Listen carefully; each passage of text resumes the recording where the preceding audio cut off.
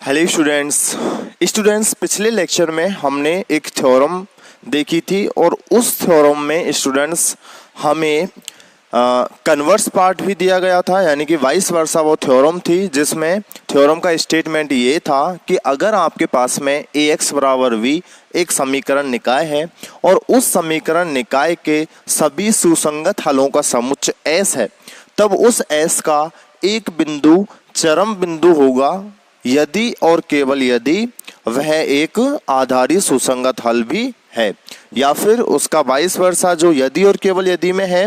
इसका मतलब ये हुआ कि हम ये भी कह सकते हैं कि उस S का एक बिंदु आधारी सुसंगत हल होगा कब, यदि वह एक चरम बिंदु है। सो स्टूडेंट्स पिछले लेक्चर में हमने एक पार्ट इसका प्रूफ कर लिया था, जिसमें हमने ये देखा था कि यदि अपने पास में एक S अवमुख समुच्चय का एक बिंदु हमने क्या मान के चला था, एक आधारी एक चरम बिंदु मान के चला था, और हमें वो प्रूफ करना था कि ये एक आधारी सुसंगत हल है। तो जैसे ही स्टूडेंट्स हमने उसको चरम बिंदु मान के चला था और हमने कहा कि वो सुसंगत हलों का क्षेत्र अवमुख समुच्चय S है, तो उस S से एक बिंदु यदि हमने चरम बिंदु मान लिया और अब हमें उसे आधारी हल प्रूफ करना है। इसका मतलब ये हुआ स्टूडेंट्स कि उसको आधारी हल प्रूफ करने के लिए हमें क्या करना होगा कि जो भी बिंदु हमने लिया है उसके जितने भी आधारी चर होंगे, उन आधारी चरों के रेस्पेक्ट में जो हमारे पास में गुणांक सदिश निकल के आते हैं, वो गुणांक सदिश कैसे होने चाहिए, लीनियरली इंडिपेंडेंट। और लीनियरली इंडिपेंडेंट को प्रूफ करने के लिए स्टूडेंट्स हमने एक विरोधाभास विधि को यूज में लिया था, क्योंकि उन गुणांक सदिशों की हमारे पास में कोई एक परफेक्ट इंफॉर्मेशन नहीं थी, या फिर कोई मैं कहूँ कि एक क्वांटिटी टाइप में या फिर एक नंबर टाइप में वो सदिश नहीं थे। केवल हमें ये पता था कि वो अल्फा 1 अल्फा 2 अप टू अल्फा k थे। तो इस केस में हमने एक विरोधाभास विधि लगाई और विरोधाभास विधि में हमने ये कहा कि यदि वो LD है, अल्फा 1 से अल्फा k तक अगर वो LD है, तो फिर हमें 2 पॉइंट मिले और 2 बिंदु मिले जहाँ पे हमने दिखाया कि वो दोनों बिंदु ही उस S के थे। और जैसे ही वो दोनों बिंदु S के थे, तो जो मैंने बिंदु चरम बिंदु मान के चला था वो बिंदु उन दोनों के लीनियर कॉम्बिनेशन में लिखा गया। इसका मतलब ये हुआ, जबकि चरम बिंदु की डेफिनेशन क्या थी कि वह बिंदु जो कि उस सेट के किसी भी दो बिंदुओं के लीनियर कॉम्बिनेशन में नहीं लिखा जा सकता, जबकि वहां पे लिखा जा रहा था, क्योंकि हमने उस सेट को LD मान लिया था, उन सदिशों को LD मान लिया था। इसका मतलब ये हुआ स्टूडेंट्स कि हमारी जो मान्यता थी कि अल्फा 1 से अल्फा k तक वो LD है, वो क्या थी, गलत थी। तो वो क्या थी फिर, अगर वो LD नहीं है तो फिर क्या होगा, LI होगा। और LI होते ही हमारे पास में जो बिंदु मान के हम चले थे वो चरम बिंदु तो हम मान के ही चले थे, साथ ही साथ अब LI होते ही वो आधारी हल भी हो जाता था। तो इस तरीके से हमने एक पार्ट को प्रूफ कर लिया था। सेकेंड पार्ट में स्टूडेंट्स आज हम प्रूफ करने वाले हैं कि यदि एक बिंदु को मैंने कोई भी S सेट था अपने पास में, सेट S क्या था कल तक, सेट S कुछ इस तरीके से था जहाँ X such that AX is equals to B and X is greater than equals to 0, ये सेट S था। अब मैं क्या करूँगा स्टूडेंट्स, कल तक मैंने ये माना था कि X एक बिंदु चरम बिंदु है, तब मैंने उसको बेसिक फिजिबल सॉल्यूशन प्रूफ किया था। अब मैं ये मान के चलूंगा कि S का एक बिंदु एक बेसिक फिजिबल सॉल्यूशन है, तो क्या वो एक चरम बिंदु होगा। ठीक है स्टूडेंट्स, सो चलिए आज बात करते हैं। मैंने मान लिया कि माना x बार जो है वो S का एक बेसिक फिजिबल सॉल्यूशन है, बेसिक फिजिबल सॉल्यूशन है।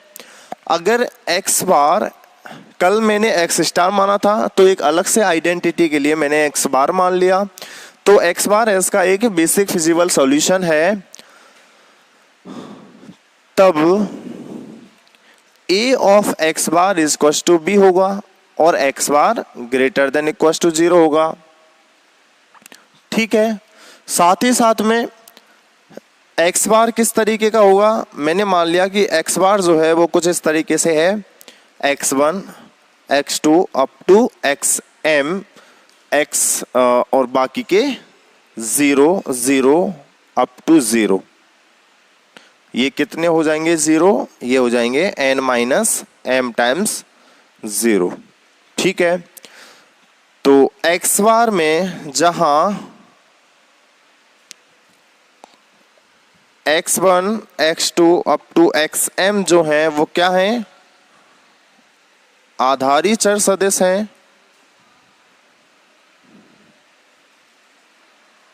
तथा जहां x1 x2 xm m आधारी चर हैं, m आधारी चर हैं तथा n माइनस के m चर, n माइनस के m शून्य चर, शून्य चर अनाधारी। ठीक है, तो अब स्टूडेंट्स x1 से xm तक ये हमने आधारी चर मान लिए और n माइनस के m जो शून्य चर थे वो अनाधारी चर थे। अब हम क्या करते हैं स्टूडेंट्स, ये चीज देखेंगे हम अब कि अगर x1 से xm तक m आधारी चर हैं तो इसका मतलब ये हुआ कि जो एक गुणांक मैट्रिक्स A होगी, इस गुणांक मैट्रिक्स A में किस तरीके से लिखते हैं? A is equal to alpha 1 alpha 2 up to alpha m plus 1 up to alpha n। तो इन आधारी चरों के जो भी गुणांक सदिश होंगे अल्फा 1 से अल्फा m तक वो कैसे होंगे? लीनियरली इंडिपेंडेंट होंगे। क्यों? क्योंकि x बार क्या है? एक आधारी सुसंगत हल है। x बार एक आधारी सुसंगत हल है। पिछले जो लेक्चर में मैंने बताया था कि x स्टार एक चरम बिंदु था, इसलिए मुझे अल्फा 1 से अल्फा k तक को एलाइव प्रूफ करना था। लेकिन यहाँ पे अब मैंने ये माना है कि x बार एक बेसिक फिजिबल सॉल्यूशन है, तो x1 से xm तक जो आधारी चर हैं उनके रेस्पेक्ट में जो गुणांक सदिश होंगे अल्फा 1 से अल्फा m तक वो कैसे होंगे? एलाई होंगे। ठीक है, अतः आधारी चर m आधारी चरों के संगत गुणांक सदिश, जो गुणांक सदिश हैं कौन कौन से हैं? Alpha 1 alpha 2 up to alpha m कैसे होंगे? लीनियरली इंडिपेंडेंट होंगे। ये चीज समझ में आ गई। तो m आधारी चरों के संगत गुणांक सदिश अल्फा 1 से अल्फा m तक लीनियरली इंडिपेंडेंट होंगे। तो अब क्या करना है स्टूडेंट्स कि मैंने मान लिया इनसे बनने वाली जो मैट्रिक्स होगी, स्टूडेंट्स मैंने बात की थी जब मैंने आधारी हल के बारे में बताया था कि आधारी हल जब भी हम पढ़ते हैं तो दो चीज देखते हैं, या तो ये जो आधारी सदिश जो गुणांक सदिश हैं वो लीनियरली इंडिपेंडेंट होंगे, या फिर इन आधारी चरों के रेस्पेक्ट में जो मुझे एक मैट्रिक्स मिलेगी जिसको मैंने क्या नाम दिया था, वहां पे B नाम दिया था या फिर B1 नाम दिया था एग्जाम्पल्स में, तो वो जो गुणांक मैट्रिक्स बनती है इन आधारी चरों के रेस्पेक्ट में उसका डिटर्मिनेंट कैसा होगा स्टूडेंट्स? उसका डिटर्मिनेंट नॉन जीरो होगा। तो इसका मतलब ये हुआ अर्थात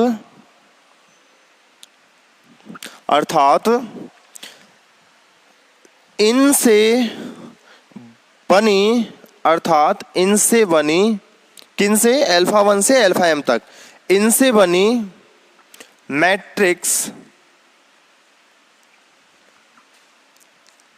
B, इनसे बनी मैट्रिक्स B का सारणिक कैसा होगा? अशून्य होगा। ठीक है, देखिए x1 से xm तक आधारी चर माने, इसका मतलब अल्फा 1 से अल्फा m तक ये गुणांक सदिश लीनियरली इंडिपेंडेंट होंगे, अर्थात इनसे बनी जो मैट्रिक्स है B उसका सारणिक अशून्य होगा। This implies that determinant of V is not equal to 0। ठीक है स्टूडेंट्स, यहाँ तक कोई प्रॉब्लम नहीं है। चलिए आगे बढ़ते हैं। तो अब मैंने क्या किया कि x बार जो है वो यहां से था, तो चलिए समीकरण एक से a ऑफ x बार बराबर b, this implies that a क्या है, alpha 1 alpha 2 up to alpha m plus 1 up to alpha n, ठीक है, into x bar is x1 x2 up to xm and 0 up to 0 is equals to b है ये। तो this implies that alpha 1 x1 plus के alpha 2 x2 plus and so on alpha m और xm, alpha m plus 1 0 से 0 हो जाएगा और आगे की सारी टर्म इन 0 से 0 हो जाएगी। So this is equals to b। एक रिलेशन मुझे ये मिल जाता है कि alpha 1 x1 plus alpha 2 x2 up to alpha m xm is equals to b, ठीक है। चलिए अब हम क्या करते हैं कि अगर मेरे पास में ये रिलेशन है, इसका मतलब इसको मैं कुछ इस तरीके से लिख दूं कि alpha 1 alpha 2 up to alpha m into x1 x2 up to xm is equals to b, ठीक है। यानी कि this implies that इसको मैं क्या लिख दूंगा, इस मैट्रिक्स को b और इसको xb is equals to b। इस गुणांक सदिश के रेस्पेक्ट में जो भी मेरे पास मैट्रिक्स मिलती है इसको मैंने b लिख दिया, क्योंकि b ही तो वो मैट्रिक्स होती है। x1 से xm तक के जितने भी गुणांक होते हैं उन गुणांक सदिशों के मैट्रिक्स को मैं b नाम देता हूं, तो ये b हो जाती है। x भी जो है वो आधार सदिश हो गए, आधारी चर हो गए, और b इक्वल टू में है ही। तो यहां से मैं इसको इक्वेशन नंबर 3 दे देता हूं। So b of xb is equals to b। So अब क्या करते हैं स्टूडेंट्स, अब मैं क्या करता हूं, मैं ये मान के चलता हूं कि इस S में से दो बिंदु मैंने लिए x1 और x2, और उस x1 x2 को मैं क्या करूंगा, जैसे ही मैंने मान लेता हूं कि x1 और x2 बिलोंग्स टू S, दो बिंदु ऐसे मैं मान के चलूंगा कि इस x बार को इन दोनों बिंदुओं के मैं किस में लिख दूंगा, लीनियर कॉम्बिनेशन में लिख दूंगा, या फिर अवमुख संचय के रूप में लिख दूंगा, कॉन्वेक्स कॉम्बिनेशन में। तो अब मैं ये देखना चाहूंगा कि अगर ये चीज सेटिस्फाई हो जाती है तो इसका मतलब ये होगा कि जो मैंने x बार बेसिक फिजिबल सॉल्यूशन माना है वो एक चरम बिंदु नहीं होगा। क्यों कि अगर मैं x1 x2 दो बिंदु S लेके चल रहा हूं तो उस केस में x बार को अगर मैंने इस तरीके से लिख दिया, इसका मतलब तो ये हुआ कि x बार अगर उन दो बिंदुओं के S के उन दो बिंदुओं के लीनियर कॉम्बिनेशन में लिखा जा रहा है, इसका मतलब वो उसका चरम बिंदु नहीं है, लेकिन वो उसका बेसिक फिजिबल सॉल्यूशन तो है। तो ये तो हमारी थ्योरम ही प्रूफ नहीं होगी। लेकिन अगर मेरे पास में कुछ यही चीज मैं मान के चलूं और ये चीज प्रूफ नहीं होती है, इस चीज को ये क्या कर देता है, गलत साबित कर देता है, तब मैं कह दूंगा कि यस, ऐसे कोई भी दो पॉइंट नहीं होंगे जो x बार को इस तरीके से रिप्रेजेंट करेंगे। तो अब मैं क्या करता हूं स्टूडेंट्स, देखिएगा, मैंने मान लिया कि x1 और x2 जो है बिलोंगिंग्स टू S हैं। इस प्रकार की सबसे पहले तो ये लिख लीजिए कि अगर x1 x2 belongs to S हैं, इसका मतलब ये हुआ कि a ऑफ x1 बराबर b, a ऑफ x2 बराबर b and x1 x2 greater than equals to 0, तथा x1 को मैंने मान लिया स्टूडेंट्स u1, v1, और x2 को मैंने मान लिया u2, v2। ठीक है। ये u1 v1 u2 v2 क्यों माने? क्योंकि स्टूडेंट्स यहाँ x बार जो है वो भी तो कुछ दो पार्टों में विभाजित है।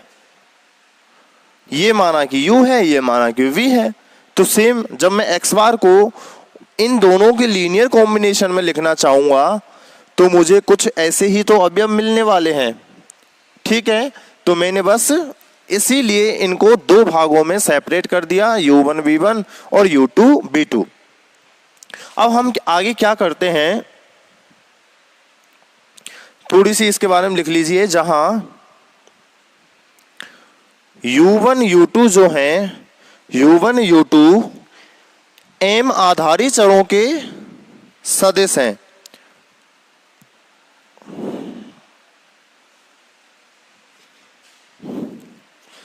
जहां u1 u2 m आधारी चरों के सदिश हैं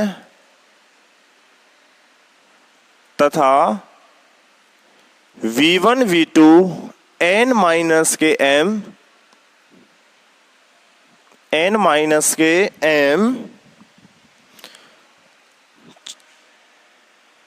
चरों के लिए सदिश है। ठीक है, तो u1 u2 m आधारी चरों सदिश हैं और v1 v2 शेष m माइनस m चरों के सदिश हैं। शेष भी लिख लीजिए, जो बाकी के बचे हैं n माइनस m चरों के सदिश हैं। अब हम क्या करते हैं कि ये क्या है, x भी आधारी सदिश है, आधारी चरों का सदिश है। तो मैं क्या करता हूं स्टूडेंट, सबसे पहले मैं लिखना चाहूंगा, चलिए इसको यहां से रफ कर देते हैं।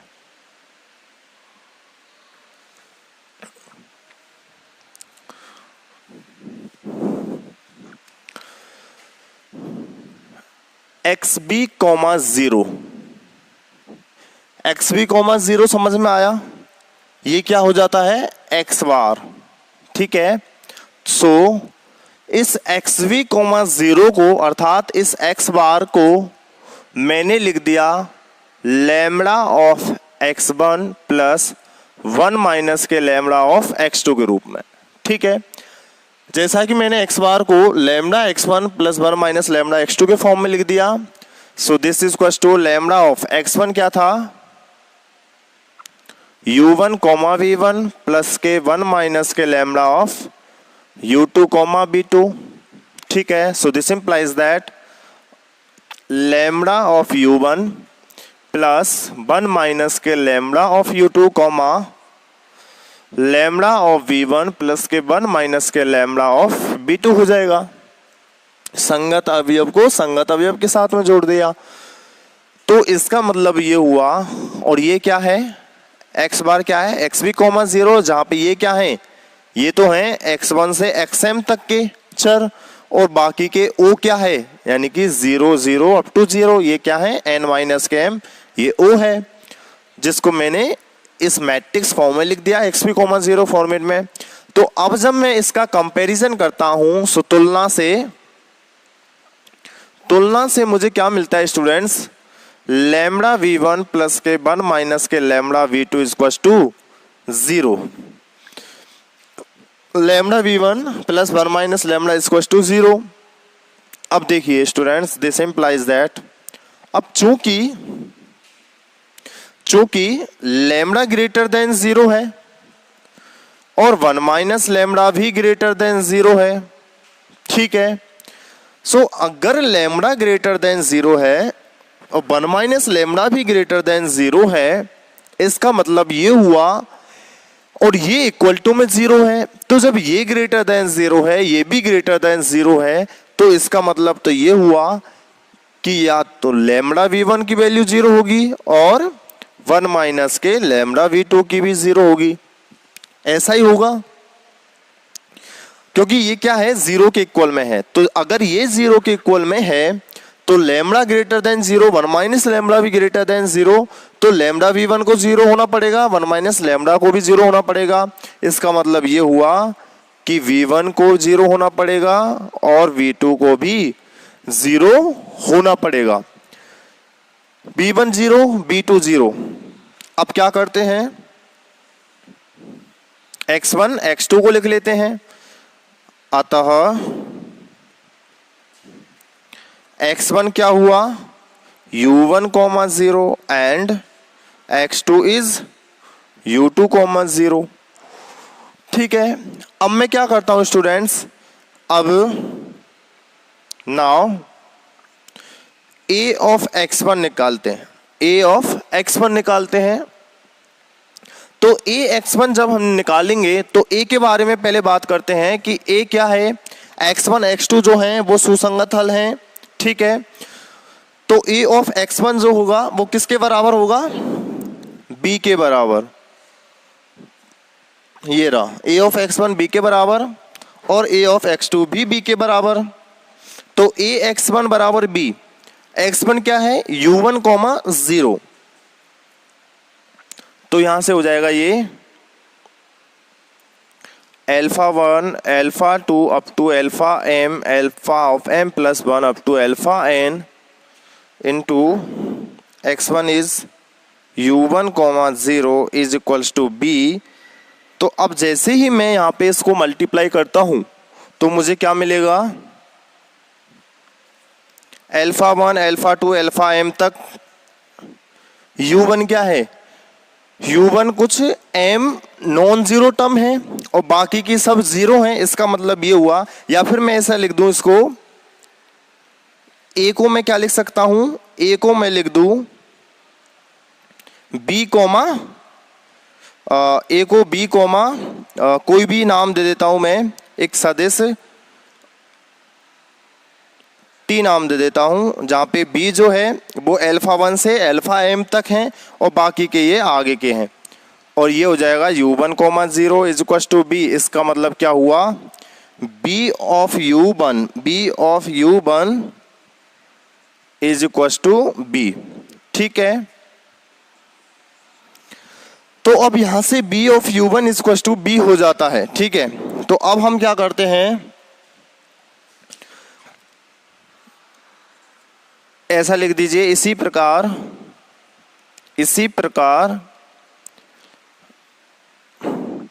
a ऑफ x2 बराबर भी b है। इसका मतलब ये हुआ कि b ऑफ u2 बराबर भी b होगा। समीकरण नंबर 5 देखिए, a x1 बराबर b था और a क्या था, a अल्फा 1 से अल्फा m तक, तो b लिख दिया मैंने और बाकी की t मैंने रिप्रेजेंट कर दिया। तो b ऑफ u1 प्लस के t 0 is equal to b of u1 बराबर b और b ऑफ u2 बराबर भी b। क्योंकि इसको भी मैं किस तरीके से लिखूंगा, वही b t और x2 क्या था, x2 is u2, 0 is equal to b। तो मुझे ये मिल जाता है v ऑफ u2 बराबर b। अब हम क्या करते हैं स्टूडेंट्स कि समीकरण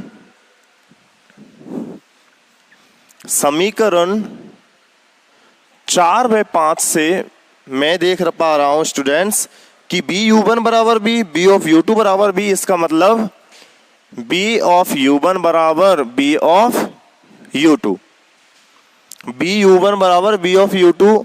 अब स्टूडेंट्स चूंकि डिटर्मिनेंट ऑफ v जो है वो नॉट इक्वल टू 0 है।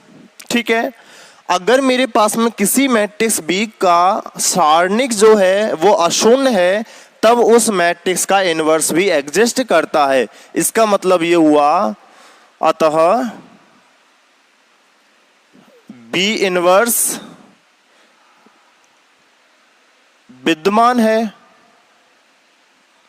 और B इनवर्स अगर विद्यमान है यानी कि एग्जिस्ट करता है, so this implies that B of B inverse क्या होता है, I के बराबर, आइडेंटिटी मैट्रिक्स, इकाई आव्यूह।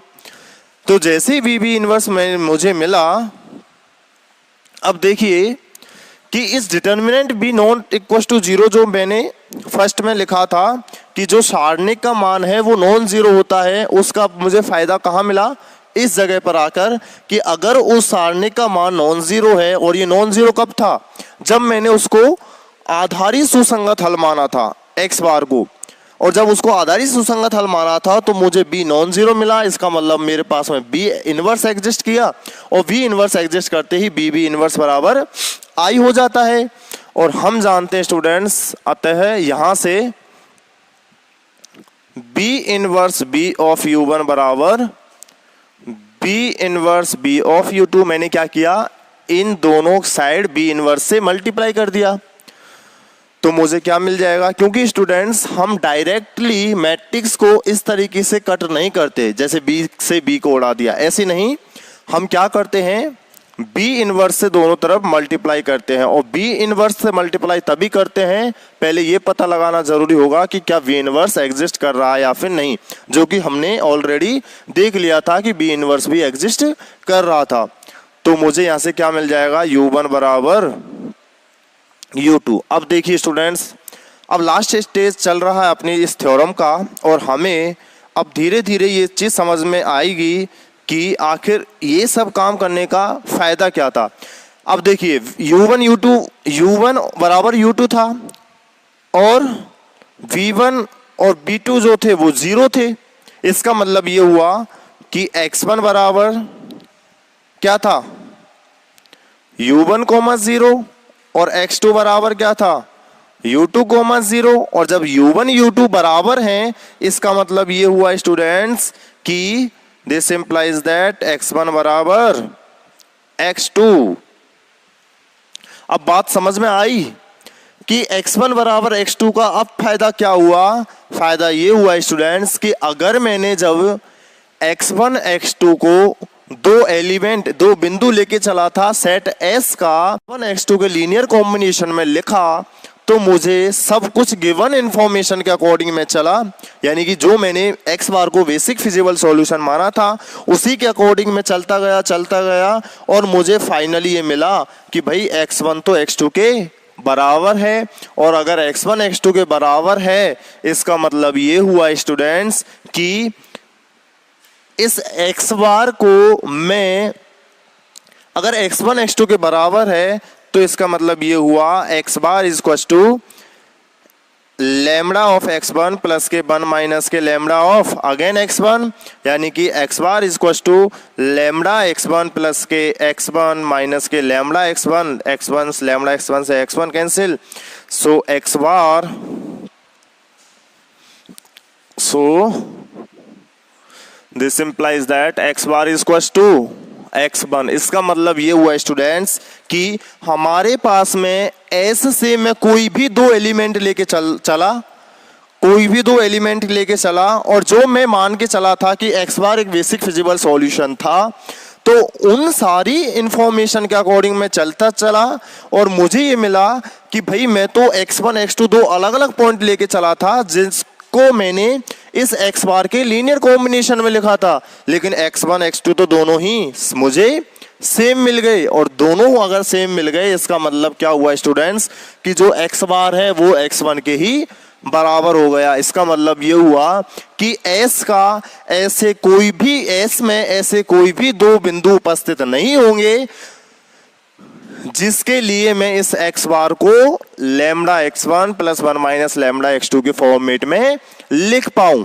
इसका मतलब क्या हुआ स्टूडेंट्स कि x बार क्या होगा, x बार एक S का चरम बिंदु हुआ या फिर नहीं हुआ। क्योंकि चरम बिंदु की डेफिनेशन क्या होती थी कि किसी भी सेट अवमुख समुच्चय S का एक बिंदु x बार क्या होता है, एक चरम बिंदु होता है। कब, यदि उस सेट S के किन्हीं भी दो बिंदुओं के लिए कोई भी ऐसे दो बिंदु उपस्थित नहीं हो कि उस S बार को मैं इस तरीके से रिप्रेजेंट कर सकूं। और मैं ये देख पा रहा हूं कि यस, मैंने जैसे ही दो बिंदु S से लिए x1 x2 और दी गई इंफॉर्मेशन के अकॉर्डिंग में चला, x बार को इन दोनों के लीनियर कॉम्बिनेशन में मान के मैं चला था, लेकिन मुझे क्या मिल गया फाइनली, वो x बार x1 x2 के इक्वल टू में मिलते ही x बार उस x1 के या फिर x2 के ही इक्वल आ जाता है। इसका मतलब ये हुआ कि x बार को मैं S के किन्हीं भी दो बिंदुओं के लीनियर कॉम्बिनेशन में रिप्रेजेंट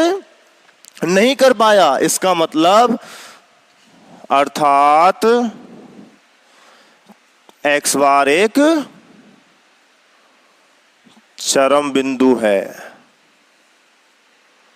ठीक है स्टूडेंट्स, एक्स बार एक चरम बिंदु है और एक्स बार हम क्या मान के चले थे, बेसिक फिजिबल सॉल्यूशन। हमें प्रूफ भी यही करना था कि अगर एक्स बार एक सेट एस का बेसिक फिजिबल सॉल्यूशन आधारित सुसंगत हल है तो वो एक चरम बिंदु भी होता है। तो अब फाइनली हम एक रिजल्ट लिख देंगे स्टूडेंट्स, अतः निकाय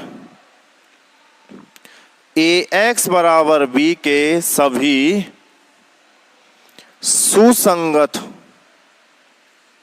सुसंगत हलों के अवमुख समुच्च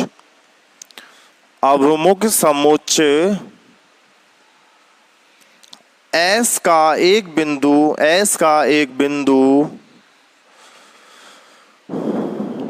चरम बिंदु